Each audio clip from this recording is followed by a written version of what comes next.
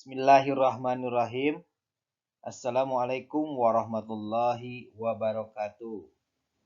Apa kabarnya anak-anak semua? Semoga anak-anak semua saat ini dan keluarga ada dalam keadaan sehat walafiat dan selalu berada dalam lindungan Allah Subhanahu wa taala. Untuk pengayaan materi pelajaran ilmu pengetahuan sosial, Bapak masih tetap akan melakukan pembahasan soal-soal pada buku persiapan tuntas USBN dan ujian sekolah. Sekarang, Anda buka buku persiapan USBN dan US-nya, buka halaman 346 sampai dengan 348. Kita akan membahas soal paket 2 dari nomor 21 sampai dengan nomor 30. Soal yang telah Bapak bahas, Anda salin atau isikan jawabannya di buku paket persiapan tuntas USBN dan US Ananda. Kita lanjutkan nomor 21. Masyarakat perkotaan terdiri atas berbagai macam suku bangsa. Untuk itu, masyarakat perkotaan disebut juga dengan masyarakat A. Homogen, B. Heterogen, C. Paguyuban, D. Tradisional.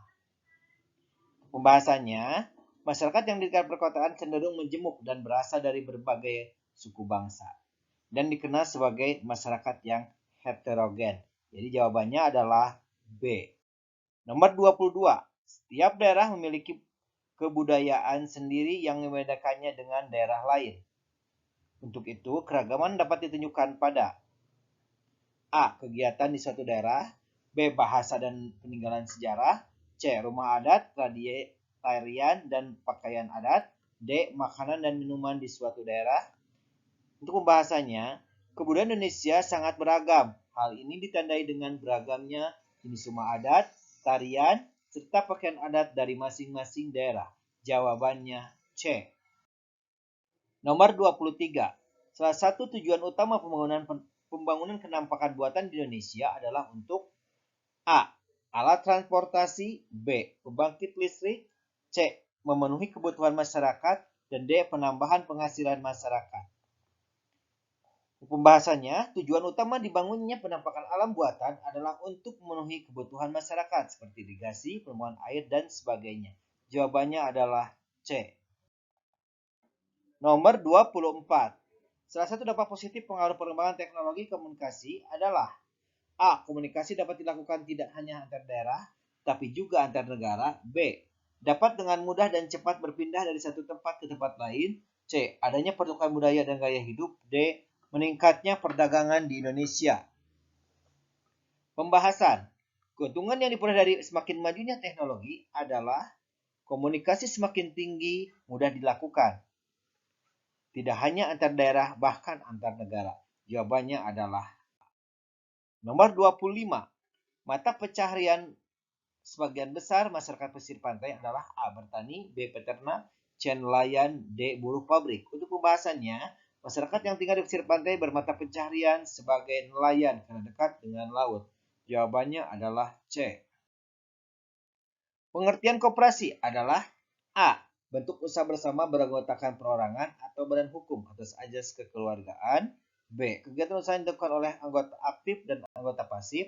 D. Orang-orang yang sudah mengenal dan saling percaya. D. Perusahaan yang didirikan oleh 2 orang atau lebih.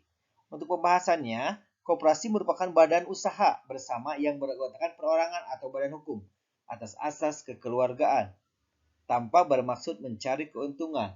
Jawabannya adalah A. Nomor 27.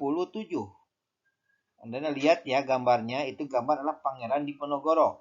Merupakan pemimpin perang A. Banjar, B. Jawa, C. Padri, D. Puputan. Pangeran Diponegoro yang berperan dalam peristiwa perang Jawa 1825 sampai 1830. Jawabannya adalah B. Belanda pertama kali menginjakkan kaki di Indonesia pada tahun A. 1511, B. 1522, C. 1596, dan B. 1602. Pembahasannya, Belanda tiba pertama kali di Nusantara di Banten ya pada tahun 1596. Jawabannya adalah C. Nomor 29. Tokoh-tokoh yang berlipat dalam persiapan kemerdekaan Indonesia adalah A. Insinyur Soekarno, Sultan Syahrir, dan Jenderal Ahmad Yani. B. Dr. Muhammad Hatta, Sultan Syahrir, dan Jenderal Sudirman. C. Insinyur Soekarno, Dr. Muhammad Hatta, dan Rajiman Wajidiningrat. D. Insinyur Soekarno, Dr. Muhammad Hatta, Jenderal Asution, dan Mr. Muhammad Yamin. Pembahasan. Insinyur Soekarno, Dr. Muhammad Hatta, dan Rajiman Wajidiningrat adalah anggota panitia persiapan kemerdekaan Indonesia. Jadi jawabannya adalah C.